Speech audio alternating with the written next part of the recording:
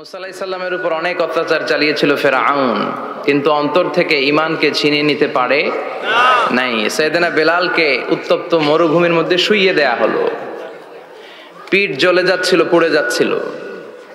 আপনারা জানেন যে আরব দেশের তপ্ত মরুভূমি এতটাই উত্তপ্ত, ওখানে চাল ফেলে দিলে ওইটা খই হয়ে যায়, মুড়ি হয়ে যায়। সেটার মধ্যে শুইয়ে দিয়ে বলা হলো এবার আল্লাহরে ডাক।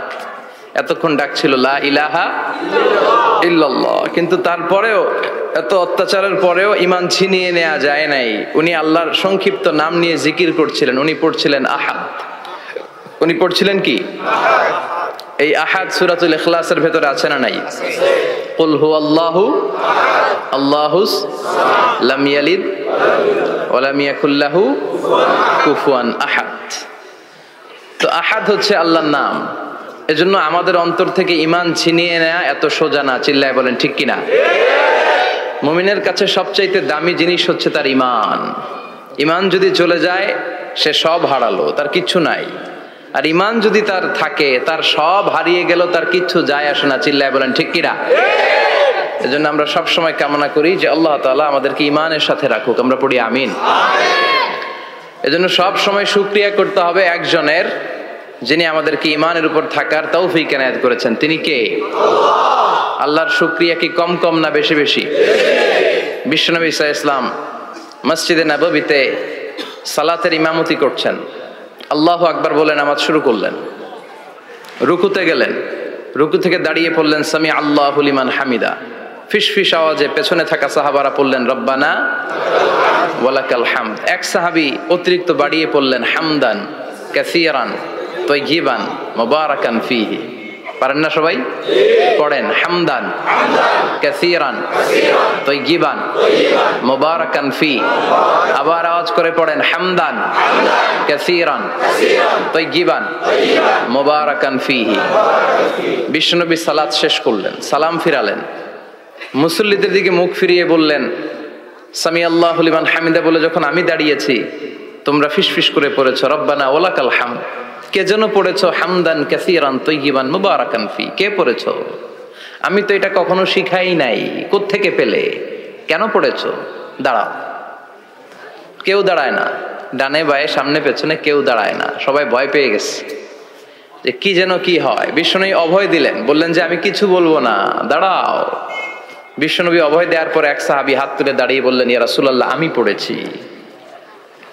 বিশ্বনবী বললেন কেন পড়েছো? আমি তো এটা শিখাই নাই। সাহাবী বললেন ইয়া রাসূলুল্লাহ আল্লাহর প্রশংসা আমার কম কম করলে অন্তর জুড়ায় না, আমার করতে মনে চাই বেশি বেশি। এজন্য আমি নিজ থেকে এটা বানিয়ে বাড়িয়ে মিলিয়ে পড়ে দিয়েছি হামদান কাসীরান তাইয়িবান মুবারাকান ফী। বিশ্বনবী বললেন ভয় নাই, চিন্তা নাই, টেনশনের কোনো কারণ নাই, কারণ আমি সালাতে থাকা অবস্থায় দেখেছি তোমার এই অতিরিক্ত চারটা তাসবির সওয়াবটা বিদউ ওয়া সালাসুনা মালাইকা, 30-এরও বেশি ফেরেশতা কে কার আগে এই সওয়াবটা আল্লাহর আরশে পৌঁছে দিবে এ নিয়ে আকাশে প্রতিযোগিতা চলছিল। এজন্য আল্লাহর প্রশংসা বেশি বেশি করার দরকার আছে না নাই? বিশ্বনবী সব সময় আল্লাহর প্রশংসা করতেন আর দোয়া করতেন আল্লাহ আমি যেন বেশি বেশি আপনার প্রশংসা করতে পারি, আমি যেন আপনার শুকরগুজার বান্দা হতে পারি। আল্লাহুম্মা জাআলনি সাবুরা ওয়া জাআলনি শাকুরা ওয়া জাআলনি ফি আইনি সগীরা ওয়া ফি আ'য়ুনিন নাসি কাবীরা। এর মানে হচ্ছে আল্লাহ আপনি আমারে ধৈর্যশীল বানান, আপনি আমাকে শুকরগুজার বানান, আমার চোখে আপনি আমারে ছোট বানান, গোটা বিশ্বের মানুষের চোখে আপনি আমারে বড় বানান। পড়েন আমিন। নিজের চোখে নিজেকে কি করবেন? ছোট। তাহলে মানুষের চোখে বড় বানাই দিবে কে? আর নিজেই যদি বলেন আমি বড়, ফেরাউনের মতো আনা রব্বুকুমুল আ'লা, আমি তোদের বড় খোদা, আল্লাহ কয় তুই হইলি হুদা। ঠিক কিনা? বড় হইতে পারে নাই। নীল নদের পানিতে সুবাই সুবাই আল্লাহ মারছে। চিল্লায় বলেন ঠিক কিনা? পৃথিবীতে কেউ তো স্থায়ী হয় না, হোক না সে ফেরাউন কিবা নমরুদ, কেউ ভাবে চিরদিন রয় না, কেউ ভাবে চিরকাল রয় না। পৃথিবীতে কেউ তো স্থায়ী হয় না, হোক না সে ফেরাউন কিবা নমরুদ, কেউ ভাবে চিরদিন রয় না, কেউ ভাবে চিরকাল রয় না। চিল্লায় বলেন ঠিক কিনা? চিরকাল কেউ থাকবে না, কারণ আল্লাহ ছাড় দেয়, তিনি ছেড়ে দেন না। মনে রাখবেন, আল্লাহ কি দেয় আর কি দেয় না। ফেরাউনরে কি দিছিল? ছাড় দিছে, ছাইরা দিছে। নমরুদরে কি দিছে? ছাড় দিছে, ছাইরা দিছে। এখনো দেখা যায় আল্লাহ অনেককে ছাড় দেয়, ঢিল দেয়, সুযোগ দেয়, কিন্তু আল্লাহ ছেড়ে দিবেন না। চিৎকার করে বলেন ঠিক কিনা? বিপদে আপদে মুমিন সব সময় প্রশংসা করে কার? আল্লাহর প্রশংসা করে শেষ করা যায়? যাবে? ওয়া ইন তাউদ্দু নি'মাতাল্লাহি লা তুহসুহা। আমার নেয়ামত যদি গুনতে শুরু করে দাও, গুনে শেষ করা যাবে না। আর নেয়ামতের প্রশংসা যদি করো, আমি নেয়ামত আরো বাড়িয়ে দেব।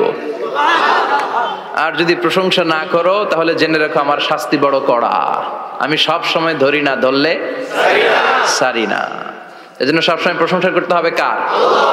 বিপদে আপদে সুখে দুঃখে আল্লাহর প্রশংসা। অভিযোগ কমিয়ে দেন, দেখবেন সুখে থাকবেন। এইটা নাই, ওইটা নাই, এইটা পাই নাই, ওইটা পাই নাই, জীবনে এইটা হই নাই রে, ওইটা পাইলাম না রে, এরকম অভিযোগ করে দেদারসে অনেক এরকম লোক আছে না নাই? এরা অসুখী, এরা অসফল। সফল ব্যক্তিদের একটা গুণাবলী হচ্ছে এরা কমপ্লেইন করে কম। কমপ্লেইন করে কম, তারা শুকরিয়া করে বেশি। দে আর ভেরি গ্রেটফুল। তারা শুকরিয়া করে বেশি। এটা পাই নাই, ওইটা পাই নাই, এগুলো বলবেন না। কারণ আপনি যেটা পাইয়া খুশি না, অনেকে এইটা পাওয়ার জন্য সংগ্রাম করে যাচ্ছে। আপনি এখন যেই জায়গাটাতে আছেন, এই জায়গাটাতে পৌঁছা অনেকের স্বপ্ন। আপনি এটা পেয়ে খুশি না, কিন্তু আপনার জায়গায় পৌঁছার জন্য অনেকে স্ট্রাগল করে যাচ্ছে, সংগ্রাম করে যাচ্ছে। আপনি যেই পজিশনে আছেন, শুধু এই পজিশনে আসাটাই অনেকের স্বপ্ন। তো শুকরিয়া করবেন না কেন? এজন্য সব সময় আমাদের বেশি বেশি শুকরিয়া করতে হবে কার? রব্বুল আলামিন বলেন, কুল লাউ কানাল বাহরু মিদাদাল লিকালিমাতি রাব্বি লানাফিদাল বাহরু ক্বাবলা আন তানফাদা কালিমাতু রাব্বি ওয়ালাউ জিনা বিমিসলিহি মাদাদা। সাগরের জলকে কালি করে, গাছের পাতাকে খাতা করে, তোমার মহিমা লেখা শেষ হবে না, যদিও লিখি প্রভু জীবন ভরে। সাগরের জলকে কালি করে, গাছের পাতাকে খাতা করে, তোমার মহিমা লেখা শেষ হবে না, যদিও লিখি প্রভু জীবন ভরে। সাগরের জলকে কালি করে। চিল্লায় বলেন ঠিক কিনা? সব সাগর মহাসাগরের জল যদি কালি হয়ে যায়, কি উপমা দিলেন আল্লাহ। সব সাগরের পানি যদি কালি হয়ে যায়, সব গাছের পাতাও যদি খাতা হয়ে যায়, আর সাগরের জল নামক কালি দিয়ে গাছের পাতা নামক খাতার উপরে যদি আমি আল্লাহর প্রশংসা তোমরা লিখতে শুরু করে দাও, সাগরের জল শেষ হয়ে যাবে, গাছের সব পাতাগুলো ফুরিয়ে যাবে, আমি আল্লাহর প্রশংসা করে শেষ করা যাবে না। সুবহানাল্লাহ বাড়িতে যায় বলবেন। সাগরের জল, চারটেখানে কথা। কয়টা সাগর দেখছেন আপনি? কয়টা সাগর ঘুরছেন? প্রশান্ত মহাসাগর দেখছেন আপনি? আটলান্টিক মহাসাগর দেখেছি আমরা? দেখি নাই। প্রশান্ত মহাসাগরের সবচেয়ে গভীর জায়গার নাম মারিয়ানা ট্রেঞ্চ। প্রায় 36,000 ফিট ওইটা ডেপথ, গভীরতা। কয় হাজার ফিট গভীর? আপনার বাড়ির যে পুকুর কয় হাত গভীর? হ্যাঁ, 36,000 ফিট। Can you imagine? কল্পনা করতে পারেন? 36,000 ফিট গভীর এটা মারিয়ানা ট্রেঞ্চ, প্রশান্ত মহাসাগর। আর এই পৃথিবীর সবচেয়ে উঁচু যে পাহাড়টা, এটার নাম মাউন্ট এভারেস্ট। এটার উচ্চতা প্রায় অ্যাপ্রক্সিমেটলি অ্যারাউন্ড 29,000 ফিট। পাহাড়, পৃথিবীর সবচেয়ে উঁচু পর্বত শৃঙ্গ মাউন্ট এভারেস্ট 29,000 ফিট। আর পৃথিবীর সবচেয়ে গভীর সাগর, প্রশান্ত মহাসাগরের সবচেয়ে গভীর জায়গা মারিয়ানা ট্রেঞ্চ, ওইটা নাকি 36,000 ফিট। তাহলে ওই পাহাড়কে তুলে ধরে এনে প্রশান্ত মহাসাগরের সবচেয়ে গভীর জায়গা মারিয়ানা ট্রেঞ্চের উপর যদি ছেড়ে দেয়া হয়, পুরো পাহাড় ডুবে যাবে। সুবহানাল্লাহ নাই? পুরো পাহাড় ডুবে যাবে, উপরে পানি থেকে যাবে প্রায় ৭,০০০ ফিট। আল্লাহু আকবার। এই পৃথিবীর দ্বিতীয় গভীরতম সাগরের নাম আটলান্টিক মহাসাগর। এই সাগরের সবচেয়ে গভীর জায়গার নাম হচ্ছে পুয়ের্তো রিকো। এই পুয়ের্তো রিকোর গভীরতা প্রায় ৩৩,০০০ ফিট। কত? আর সবচেয়ে বড় পাহাড় ২৯,০০০ ফিট। তো এই সাগরেও যদি বড় পাহাড়টা পৃথিবীর সবচেয়ে উঁচুতম পর্বত শৃঙ্গকে এনে ছেড়ে দেয়া হয়, পুরো পাহাড় পানিতে তলিয়ে তো যাবেই, এর উপরে আরো পানি থেকে যাবে ৪,০০০ ফিট। সাগর, মহাসাগর, পানি বেশি না কম? জোরে বলেন। কি বিশাল আটলান্টিক মহাসাগর! লম্বায় তো অনেক বড়, আড়াআড়ি ভাবে এটারে ক্রস করে অনেক প্লেন, অনেক বিমান। আগে কনকর্ড ক্রস করতো হিথ্রো এয়ারপোর্ট থেকে জন এফ কেনেডি এয়ারপোর্টে ল্যান্ড করার জন্য। ঘন্টায় ১০০০ মাইল বেগে ছুটতো এই প্লেনগুলো। তারপরেও আড়াআড়ি ভাবে, লম্বায় না, আড়াআড়ি ভাবে আটলান্টিক মহাসাগরকে ক্রস করতে ৩-৪ ঘন্টা লেগে যেত। প্লেন যদি ঘন্টায় চলে ১০০০ মাইল বেগে, আর আটলান্টিক মহাসাগরের পাশ যেটা প্রশস্ত, এটা ক্রস করতে যদি ৩ ঘন্টা লাগে, তাহলে পাশে কয় হাজার কিলোমিটার? ৩,০০০ কিলোমিটার। সুবহানাল্লাহ কইবেন না? এত বিশাল বিশাল সাগর। সাগর কি, মহাসাগর কি এই দুইটা, যে প্রশান্ত আর আটলান্টিক? না, ভারত মহাসাগর, উত্তর মহাসাগর, দক্ষিণ মহাসাগর, বঙ্গোপসাগর, কৃষ্ণ সাগর, ভূমধ্য সাগর, লোহিত সাগর, চায়না সাগর, শত শত সাগরে ভরপুর মহাবিশ্ব। এই সব সাগরের পানি যদি কালি হয়ে যায়, কি হয়ে যায়?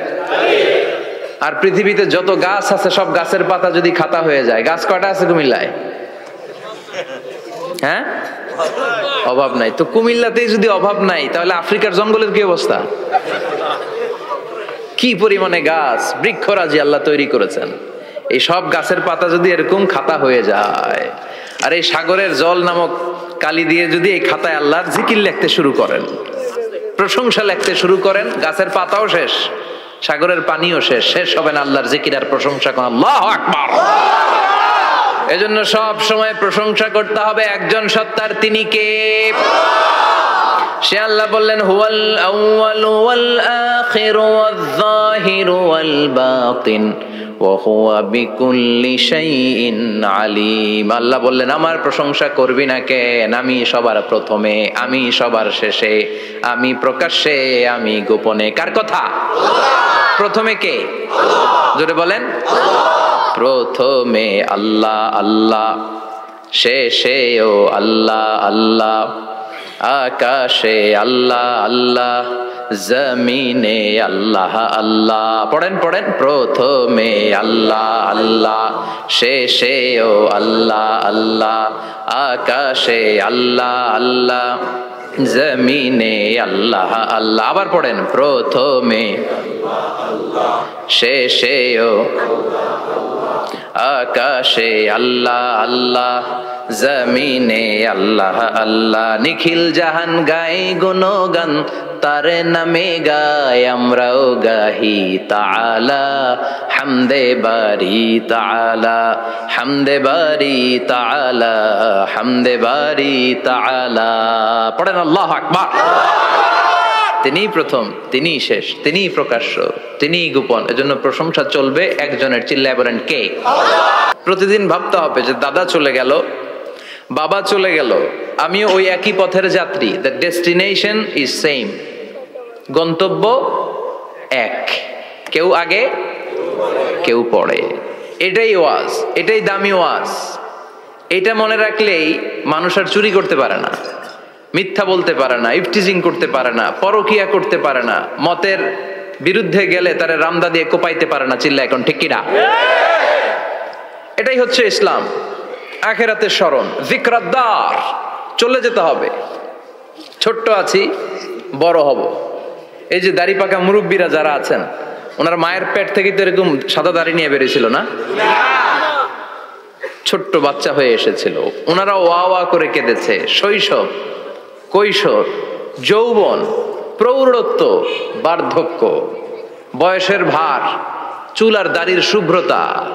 আগে ছিল সিঙ্গেল, হয়েছে ডবল, এরপর হয়েছে মেয়ের বাপ, এরপরে শ্বশুর, এরপরে নানা। This is the circle of life. এটাই সার্কেল, রাউন্ড, এভাবে ঘুরে আবার চলে যেতে হবে। এই চিন্তাটা যদি মাথায় থাকে, ওই লোক টেন্ডারবাজি করতে পারে? চাঁদাবাজি, ইফটিজিং, মিথ্যা বলতে পারে, যৌতুক খেতে পারে? এজন্য সব সময় give yourself the reminder of আখিরাহ। আখিরাতের রিমাইন্ডার নিজে দেন। অন্যায় হয়ে গেলে, ভুল হয়ে গেলে রিমাইন্ডার দেন যে থাকতে আসি নাই, চলে যাব। কেউ থাকতে পারে নাই, নবীরাও পারে নাই।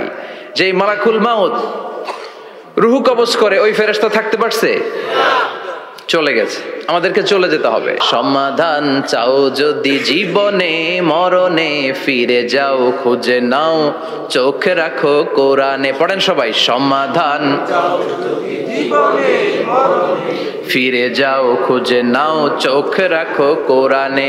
If you want the solution this দুনিয়া এন্ড আখিরা, go back, have a look to the holy কোরআনে।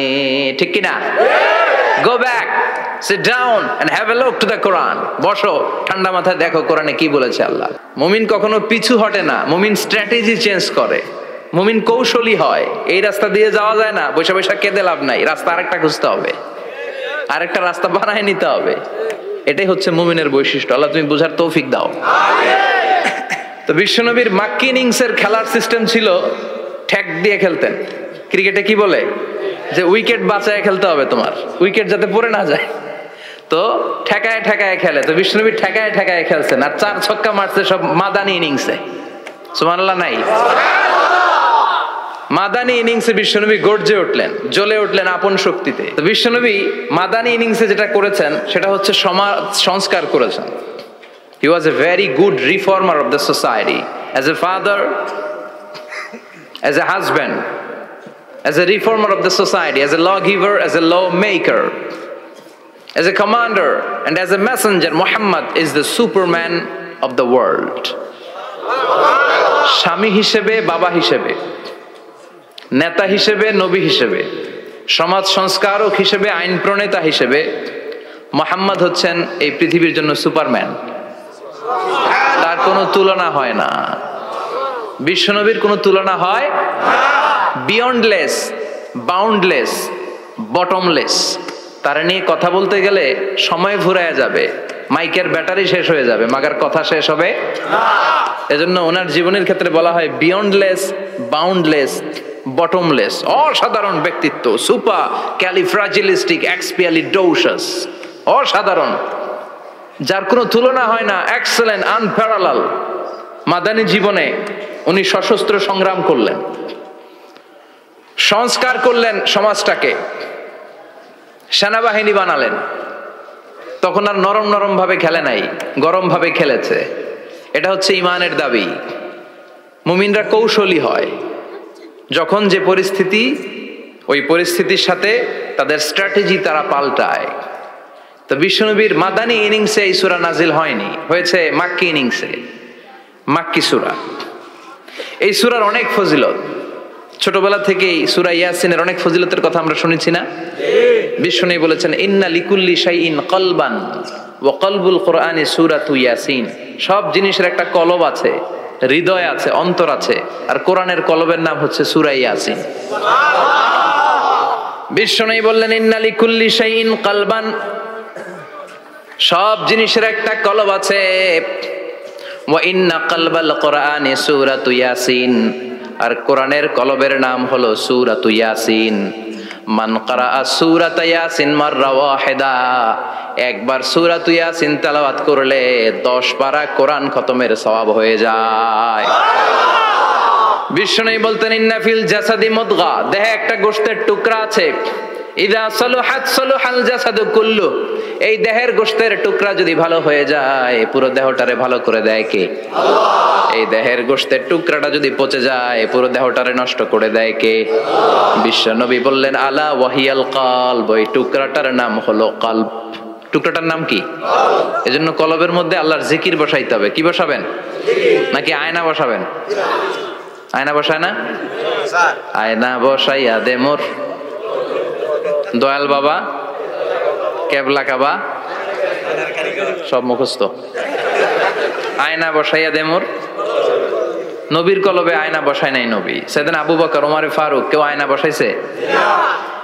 আবু হানিফা, শাফিঈ, এরা কলবের মধ্যে আয়না বসাইছে? বসাইছে জিকির। চিল্লায় বলেন বসাইছে কি? এজন্য আল্লাহ বললেন আলা বিযিক্রিল্লাহি তাতমাইন্নুল কুলুব। দুনিয়ার কোন জিনিস দিয়ে কলব ঠান্ডা হয় না, দুনিয়ার কোন জিনিস দিয়ে কলব পরিচ্ছন্ন হয় না। কলব শুধু পরিচ্ছন্ন হয় একটা জিনিস দিয়ে, লা ইলাহা ইল্লাল্লাহ,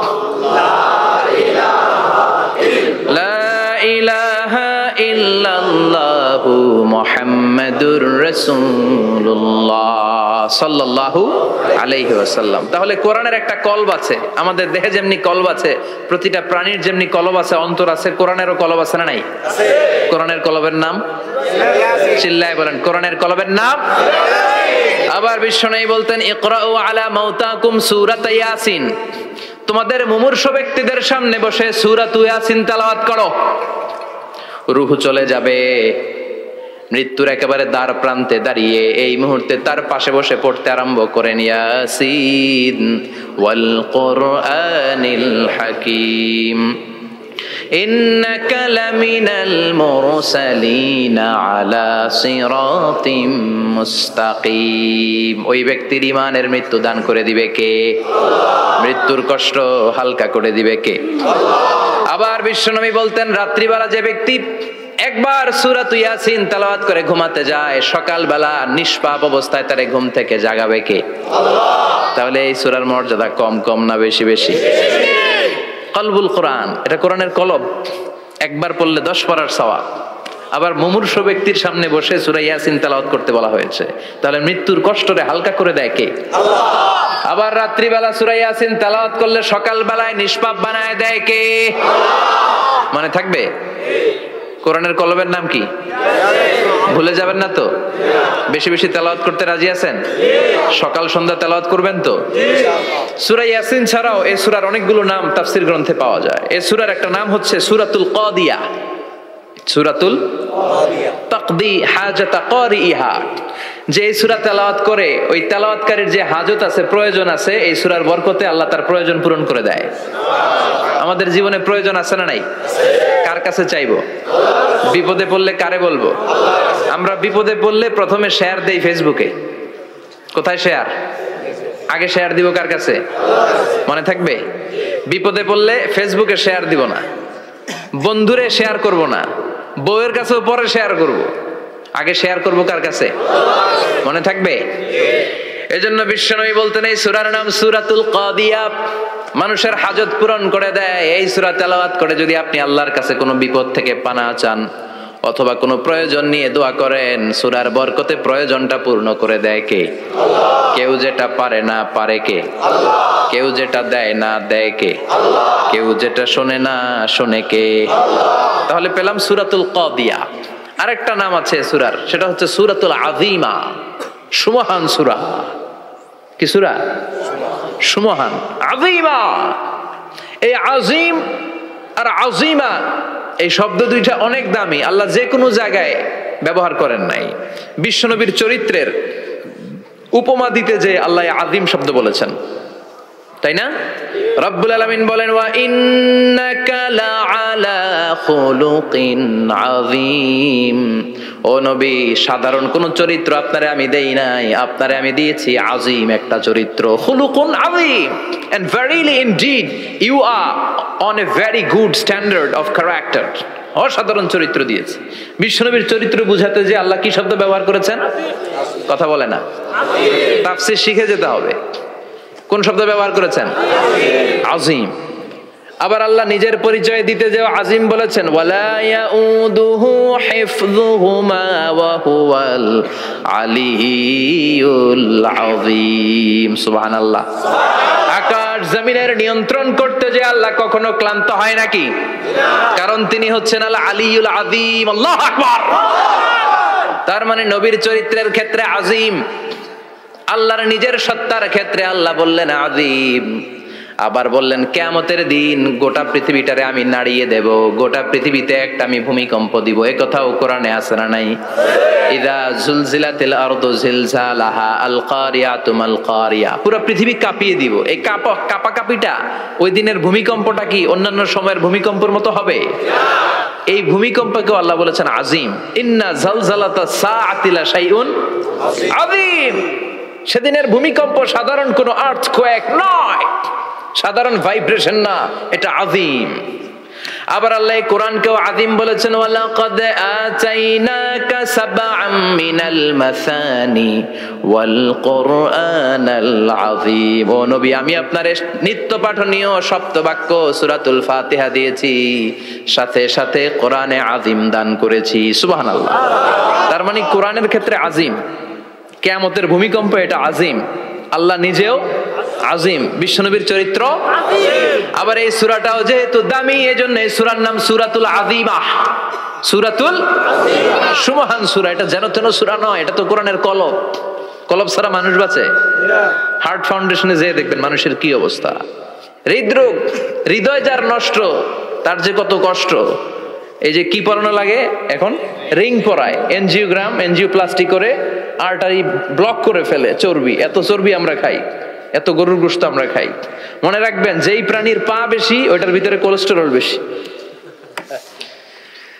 মাছের কয় পা?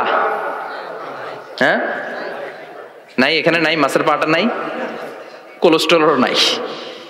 মুরগির কয় পা? জোরে বলতে হবে। তার মানে কিছু কোলেস্টেরল আছে না নাই? গরুর কয় পা? কোলেস্টেরল বেশি না কম? এইবার কোন চিংড়ির কয় পা? সবচেয়ে বেশি কোলেস্টেরল কন্টেইন করে শ্রিম্প, প্রন, চিংড়ি। এজন্য এগুলো কম খাইতে হবে। তবে 40-এর আগে যারা আছেন ধুমায়া খান, 40-এর পরে এই যে মাটন, ল্যাম্প, ছাগলের গোশ, খাসির গোশ, চিংড়ি, এগুলো আপনার ডায়েট থেকে বাদ দিয়ে দিতে হবে। বুঝতে পেরেছেন? এজন্য এই সূরাটা যেন তেন সূরা নয়, এটা তো কোরআনের কলিজা, হার্ট, হৃদয়। এজন্য সূরাটা সূরাতুল আযীমা। সুবহানাল্লাহ পড়েন। তার মানে 1 নম্বরে পেলাম সূরাতুল কাদিয়াহ, 2 নম্বরে পেলাম সূরাতুল আযীমা, 3 নম্বরে সূরার আরেক নাম হলো সূরাতুল মুইম্মা। সূরাতুল মুইম্মা। মুইম্মার 2 অর্থ। এক অর্থ হচ্ছে এটার বরকতটা আম, সবার জন্য, যেই পড়ে সেই বরকত পায়, এজন্য মুইম্মা। আবার মুইম্মার আরেক অর্থ হচ্ছে যেই সূরা শত্রুকে অন্ধ করে দেয়। কি করে দেয়? এই সূরার প্রথম 9টা আয়াত যদি বিপদে পড়ে, শত্রুর কবলে পড়ে আপনি তেলাওয়াত করেন, শত্রুর চোখটারে অন্ধ করে দিবে কে? আল্লাহ। বিশ্বনবী মক্কা থেকে যখন মদিনায় যায়, হিজরতের সময় বিশ্বনবী সূরা ইয়াসিনের প্রথম 9টা আয়াত তেলাওয়াত করলেন। তেলাওয়াত করে আল্লাহর নাম নিয়ে ঘর থেকে বের হলেন। আশেপাশে কাফেররা ঘুরে কিন্তু বিশ্বনবীরে দেখে না। সবাই খেলে এরকম এরকম করে, ডানে বায়ে হাতায়, বিশ্বনবীর সামনে দিয়ে যায়, কিন্তু কাফেরদের চোখ অন্ধ করে দিয়েছে কে? আল্লাহ। এজন্য কোরআন তেলাওয়াত করলে কাফেরদের চোখকে অন্ধ বানায় দেয় কে? আল্লাহ। এজন্য সূরার একটা নাম হচ্ছে সূরাতুল মুইম্মা। কি নাম? অন্ধ করে দেয়। তাফসিরে কুরতুবির মুসান্নিফ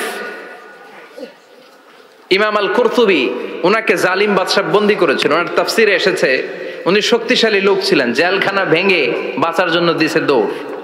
ওনারেও ধরার জন্য জালিম বাদশার সৈনিকেরা ঘোড়া নিয়ে রওনা হয়েছে। উনিও দৌড়ায়, ঘোড়াও পেছন থেকে আসে। ওমিয়া মানুষ কি ঘোড়ার দৌড়ের সাথে পারে? উনি হাঁটতে হাঁটতে হয়রান হয়ে এক বালুর ময়দানে যে ধপাস করে পড়েছেন।